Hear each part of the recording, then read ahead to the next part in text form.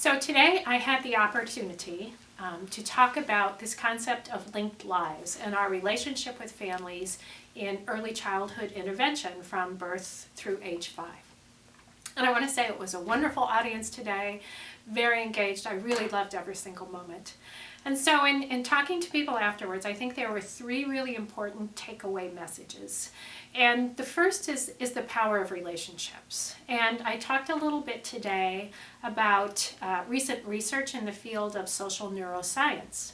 And most of us are familiar with this research through early birth to 3 years parent-child interactions, this serve and return, the back and forth between parents and infants that really is laying out the brain architecture. But that also applies to our adult interactions. So this same serve and return, the same impact, relationships have the opportunity to actually change brains chemically and structurally. So our privilege in working with families is, honestly, we have the opportunity to change their brains.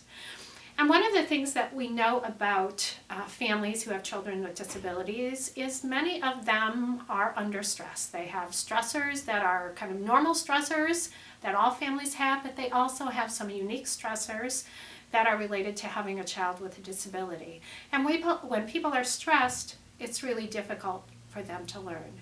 And so what social neuroscience teaches us is that people learn best under kind of 4 conditions. First of all, when there is a trust and a sense of safety. Secondly, when there is a moderate level of arousal, so when families are not too stressed, they're somewhat stressed, they're ready to learn, but if there's not enough arousal or if there's too much stress, families aren't going to be able to take away what we want them to. Third, the fact that when we are working with families, we are working with them not only with our heads, but also with our hearts. So we have to engage their cognition and we have to engage their emotions.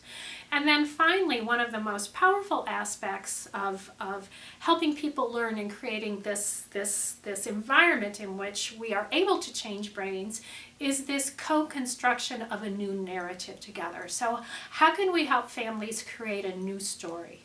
And look at things differently? How can we create that sense with families? So that was the first major takeaway message, this power that we have, this potential that we have to really impact families.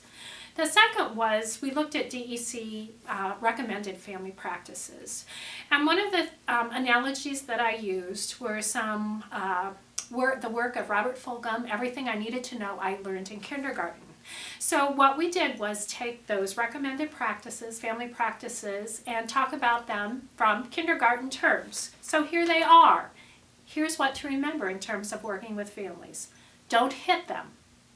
Wash your hands before you eat. Share everything. Clean up your own mess. Remember the Dick and Jane books and the first word you learn to read, the biggest word of all, L-O-O-K, or look.